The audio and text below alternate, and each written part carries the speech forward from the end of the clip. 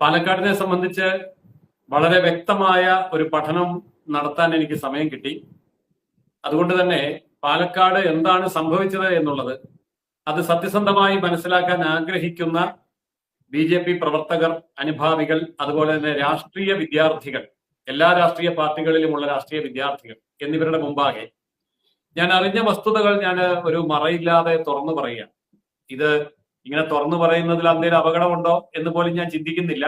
കാരണം ഈ സത്യം സാധാരണ പ്രവർത്തകർ അറിയണം എന്നുള്ളത് കൊണ്ടാണ്. ഒന്നാമതായിട്ട് ഇപ്പോൾ മഹാഭൂരിപക്ഷം പേരും പറയുന്ന ഒരു കാര്യമുണ്ട്. കൃഷ്ണകുമാർ അല്ലായിരുന്നു സ്ഥാനാർത്ഥിയെങ്കിൽ മറ്റാരെങ്കിലും ആയിരുന്നുവെങ്കിൽ അതായിരുന്നു നന്നാവുക എന്ന് പൊതുവെ പറയുന്ന ഒരു കാര്യമുണ്ട്. ഞാൻ ഇതിന്റെ സത്യാവസ്ഥ എന്താണെന്ന് പഠിച്ചു. അപ്പൊ കൃഷ്ണകുമാർ എന്ന് പറയുന്ന സ്ഥാനാർത്ഥി മലമ്പുഴ മണ്ഡലത്തിൽ സാക്ഷാൽ VS അച്യുതാനന്ദനോട് ഏറ്റുമുട്ടി 2 തവണ ആ മണ്ഡലത്തിൽ 2ാം സ്ഥാനത്തെത്തിയ സ്ഥാനാർത്ഥിയാണ്. സ്ഥാനാർത്ഥി എന്നുള്ള നിലയിൽ അദ്ദേഹത്തിന്റെ പ്രവർത്തന മികവ് പാലക്കാട് പോലെ ഒരു ഉറച്ച ഇടതുപക്ഷ കോട്ടയായ ജില്ലയിൽ സഖാവ് VS അച്യുതാനന്ദനെ പോലെയുള്ള അവരുടെ ഭീഷ്മാചാര്യരോട് തന്നെ ഏറ്റുമുട്ടിയിട്ട് 2ാം സ്ഥാനത്ത് വരാൻ കഴിഞ്ഞ സ്ഥാനാർത്ഥിയാണ്. അപ്പോ കൃഷ്ണകുമാർ ഒരു ചെറിയ മീനല്ല, ഒരു സാധാരണ സ്ഥാനാർത്ഥിയുമല്ല. അപ്പൊ കൃഷ്ണകുമാറിനെ പരീക്ഷിച്ചു, അത് അബദ്ധമായി എന്നുള്ളത് ശരിയാണെന്ന് വിശ്വസിക്കാൻ സത്യസന്ധമായ യാതൊരു ന്യായവുമില്ല. അതായത് ഇത് കൃഷ്ണകുമാറിന്റെ തോൽവിയല്ല, സ്ഥാനാർത്ഥിയുടെ തോൽവിയല്ല.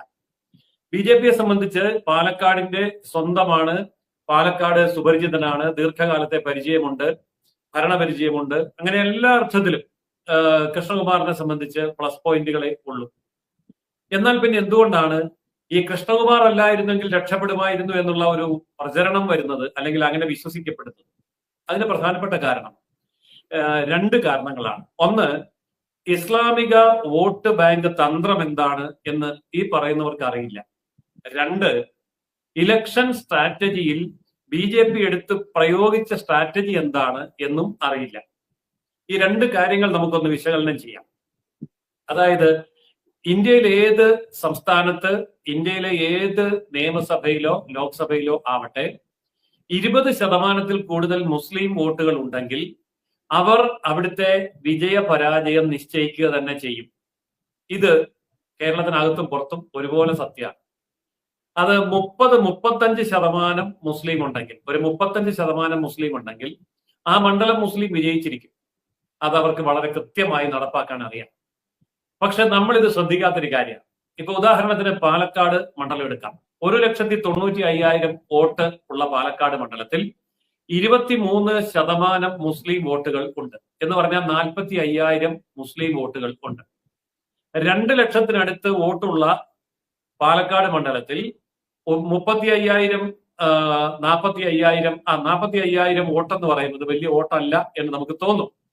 പക്ഷേ ഈ 45,000 വോട്ട് പല വിഭാഗങ്ങളായി വേർതിരിഞ്ഞ് നിൽക്കുക. അതില് മുസ്ലിം ലീഗ് ഉണ്ട്, അതുപോലെ തന്നെ ജമാഅത്തെ ഇസ്ലാമി ഉണ്ട്, വെൽഫെയർ പാർട്ടി ഉണ്ട്, SDPI ഉണ്ട്, INL ഉണ്ട്. ഇനിയും നമ്മളിപ്പോ 5 മുസ്ലിം പാർട്ടികളുടെ പേര് പറഞ്ഞു. ഇനിയും മറ്റ് മുസ്ലിം വിഭാഗങ്ങൾ അവിടെ ഉണ്ട്. എന്നാൽ ഇതുകൂടാതെ കോൺഗ്രസിനകത്ത് മുസ്ലിം ഉണ്ട്, CPM-നകത്ത് മുസ്ലിം ഉണ്ട്. അങ്ങനെ എല്ലാ രാഷ്ട്രീയ പാർട്ടിയിലും നേരിയ തോതിലെങ്കിലും മുസ്ലിം ഉണ്ട്.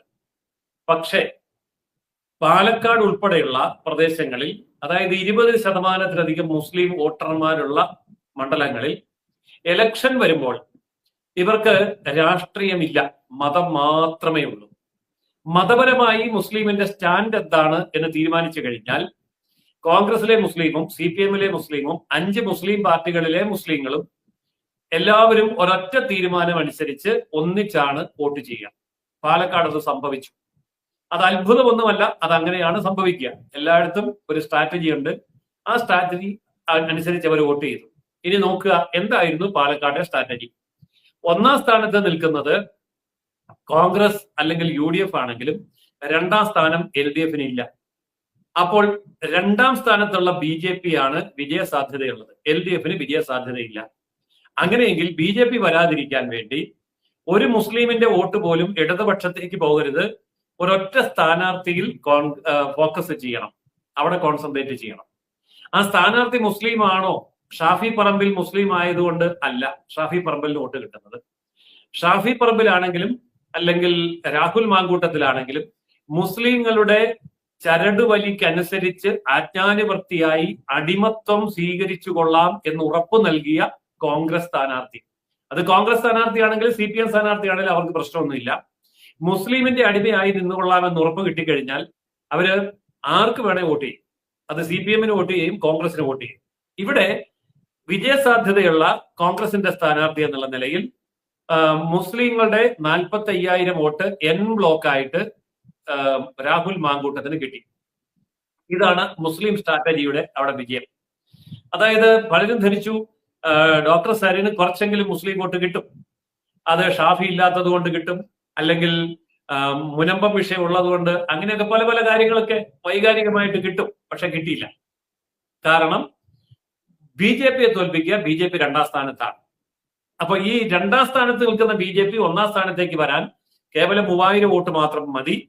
BJP അവിടെ ധാരാളം വോട്ട് ചേർത്തിട്ടുണ്ട്. അതുകൊണ്ട് BJP ജയിക്കാനുള്ള എല്ലാ സാധ്യതയുമുണ്ട്. അപ്പോൾ നമ്മൾ ഒറ്റക്കെട്ടായി BJPക്കെതിരെ ജയസാധ്യതയുള്ള 1ാം സ്ഥാനത്ത് നിൽക്കുന്ന UDF-ന് വോട്ട് ചെയ്യാം. ഇത് മുസ്ലിങ്ങളുടെ 5-6 സംഘടനകളുടെ തീരുമാനമായി, രാഷ്ട്രീയ സംഘടനകളുടെ. ഇതുകൂടാതെ മുസ്ലിമിനകത്ത് 2 വിഭാഗം സമസ്തയുണ്ട്. ഇതുപോലെ നിരവധി സാമുദായിക സംഘടനകളുണ്ട്.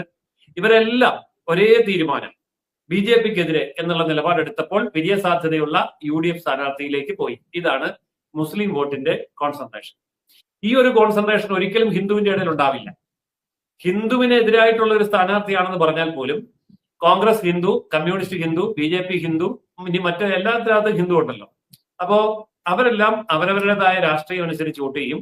പക്ഷെ മുസ്ലിം മാത്രം രാഷ്ട്രീയം രണ്ടാമത് വെച്ച് മതം അനുസരിച്ച് വോട്ട് ചെയ്യും. അതായത് തെരഞ്ഞെടുപ്പ് വരുമ്പോൾ രാഷ്ട്രീയം മാറ്റിവെക്കുകയും മതമനുസരിച്ച് വോട്ട് ചെയ്യുകയും ചെയ്യുന്ന വോട്ട് ബാങ്കാണ് മുസ്ലിം.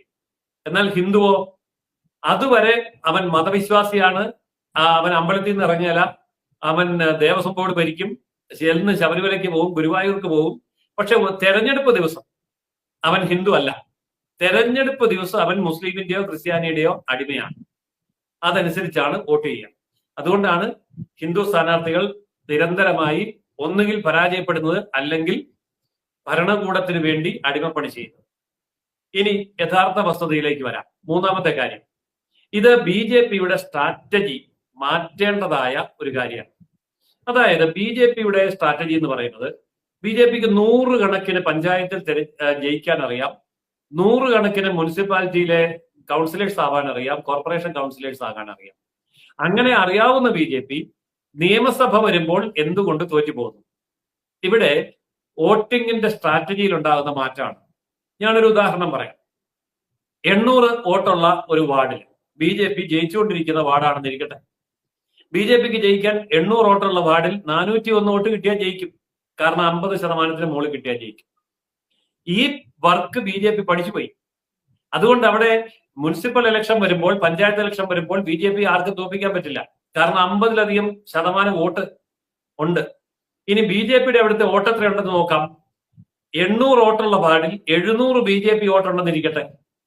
ഈ 700 വോട്ട് കിട്ടിയില്ലെങ്കിലും BJP ജയിക്കും. എവിടെ ജയിക്കും? വാർഡിൽ ജയിക്കും. 800-ൽ 401 വോട്ട് കിട്ടിയാൽ വാർഡ് കൗൺസിലർ അല്ലെങ്കിൽ പഞ്ചായത്ത് മെമ്പർ BJPയുടേതാണ്. പക്ഷെ 800-ൽ 700 വോട്ട് BJPക്ക് ഉണ്ട്. പക്ഷെ ബാക്കിയുള്ള 300 വോട്ട് ചെയ്താലും കുഴപ്പമില്ല, ചെയ്തില്ലെങ്കിലും കുഴപ്പമില്ല, BJP ജയിക്കും. ഇതാണ് പഞ്ചായത്ത് മുനിസിപ്പൽ വോട്ടെടുപ്പ് പാറ്റേൺ. ഇതാണ് അതിന്റെ സ്ട്രാറ്റജി. എന്നാൽ അസംബ്ലിയിൽ വരുമ്പോൾ ഈ സ്ട്രാറ്റജി വിജയിക്കുമോ? വിജയിക്കില്ല. കാരണം അസംബ്ലിയിൽ 200-നടുത്ത് ബൂത്തുകളുണ്ട്. ആ 200-നടുത്ത് ബൂത്തുകളിൽ പല ബൂത്തുകളിലും BJPക്ക് ഒരു ബൂത്തിൽ 90% വോട്ട് കാണും, ഒരു ബൂത്തിൽ 80%, 60, 70, 50 ഒക്കെ കാണും. പക്ഷെ പല ബൂത്തുകളിലും, ഭൂരിപക്ഷം ബൂത്തുകളിലും BJPയുടെ വോട്ടിംഗ് ശതമാനം 50-ന് താഴെയാണ്. അതായത് 40%, 30% മുതൽ 5% വരെയുള്ള ബൂത്തുകളാണ് ഉള്ളത്. എന്നാൽ ഇവിടെ നമ്മൾ മനസ്സിലാക്കേണ്ട ഒരു കാര്യമുണ്ട്. എല്ലാ ബൂത്തിലും ഒരുപോലെ വോട്ട് ചെയ്യാൻ പറ്റാതെ വരുമ്പോൾ ഏറ്റവും കൂടുതൽ വോട്ട് സമാഹരിക്കാവുന്ന ബൂത്തുകളിലെ മുഴുവൻ വോട്ടും സമാഹരിച്ച് ചെയ്താൽ മാത്രമേ വോട്ട് കുറവുള്ള ബൂത്തിനെ ശരാശരി പിടിക്കാൻ പറ്റുകയുള്ളൂ. കൃഷ്ണകുമാർ വോട്ടെണ്ണിയപ്പോൾ ആദ്യത്തെ 2 മണിക്കൂർ കൃഷ്ണകുമാർ മുമ്പിലായിരുന്നു. കാരണം ബി ജെ പിക്ക് വലിയ സാധ്യതയുള്ള ബൂത്തുകളാണ് ആദ്യം എണ്ണിയത്. അത് കഴിഞ്ഞപ്പോൾ ബി ജെ പിക്ക് താരതമ്യേന ശക്തി കുറഞ്ഞ ദുർബലമായ പ്രദേശങ്ങൾ എണ്ണുമ്പോൾ കൃഷ്ണകുമാർ പുറകോട്ട് പോയി. അതിന്റെ കാരണം എന്താണ്? അവിടെ കുറവ് വരുന്ന വോട്ടിനെ കവർ ചെയ്യാനുള്ള വോട്ട് ഭൂരിപക്ഷം ഉണ്ടായിരുന്ന വാർഡുകളിൽ ശേഖരിക്കുന്ന കാര്യത്തിൽ ബി ജെ പി പരാജയപ്പെട്ടോ എന്നുള്ളത് പഠിക്കേണ്ട വിഷയമാണ്. അതായത് 800 വോട്ടിൽ 450 വോട്ട് കിട്ടിയാൽ ജയിക്കുമെന്ന് കരുതി വോട്ട് ചെയ്യുകയും ചെയ്യാതെ പോയ സ്വന്തം 250-300 വോട്ട് ചെയ്തില്ലെങ്കിലും കുഴപ്പമില്ല, ഭൂരിപക്ഷം നമുക്ക് കിട്ടിയല്ലോ എന്നുള്ള വാർഡ് തെരഞ്ഞെടുപ്പ് മനോഭാവത്തിൽ ഈ തെരഞ്ഞെടുപ്പിനെ കണ്ടാൽ 10 വോട്ടും 5 വോട്ടും 8 വോട്ടും 100 വോട്ടും 150 വോട്ടും കിട്ടുന്ന വാർഡുകളെ ശരാശരി ചെയ്യാൻ, കവർ ചെയ്യാൻ, സ്ക്വയർ ചെയ്യാൻ പറ്റില്ല. ഇതാണ് ബി ജെ പി ഇനി പഠിച്ചു വരേണ്ട ഒരു പ്രധാനപ്പെട്ട കാര്യം. പക്ഷെ കോൺഗ്രസ്സുകാരന് ഇതറിയാം, CPM-ന് ഇതറിയാം.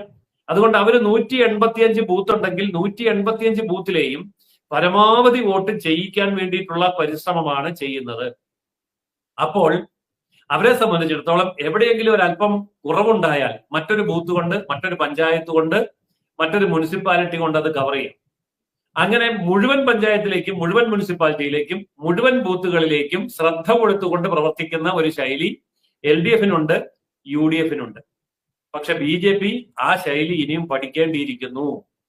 കാരണം ജയിക്കാനുള്ള ഒരു തെരഞ്ഞെടുപ്പിന്റെ അടുത്തേക്ക് വരുമ്പോൾ ഏറ്റവും അപകടകരമായ ഒരു സ്ഥാനമാണ് 2ാം സ്ഥാനം.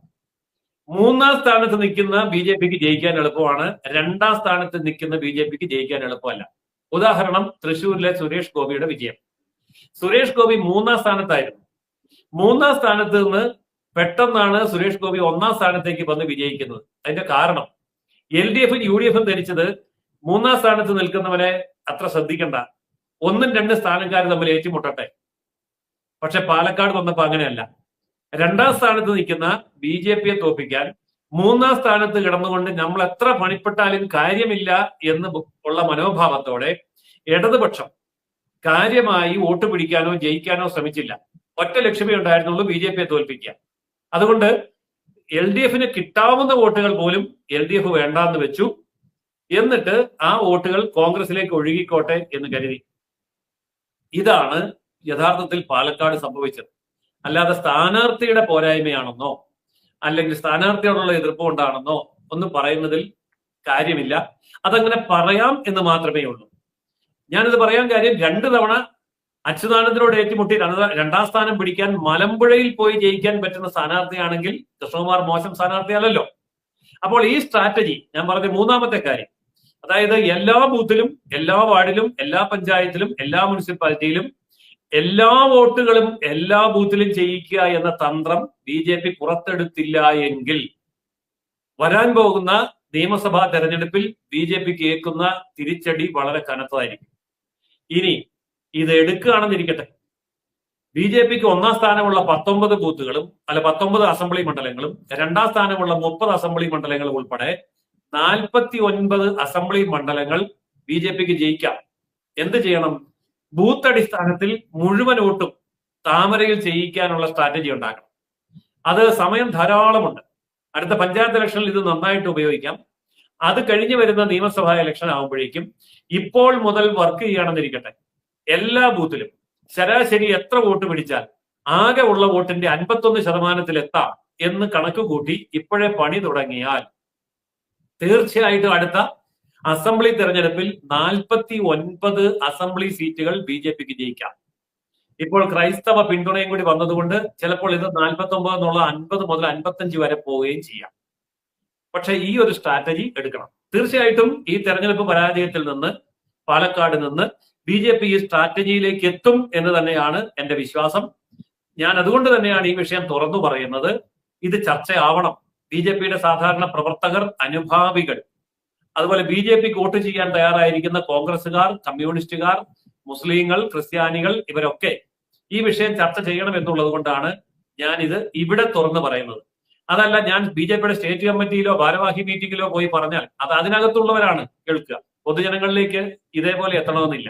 അതുകൊണ്ടാണ് ബൈജുവുമായിട്ട് ചർച്ച ചെയ്യുമ്പോൾ ഞാൻ ഈ വിഷയം സാധാരണ പ്രവർത്തകർക്ക് വേണ്ടി തുറന്നു പറഞ്ഞത്.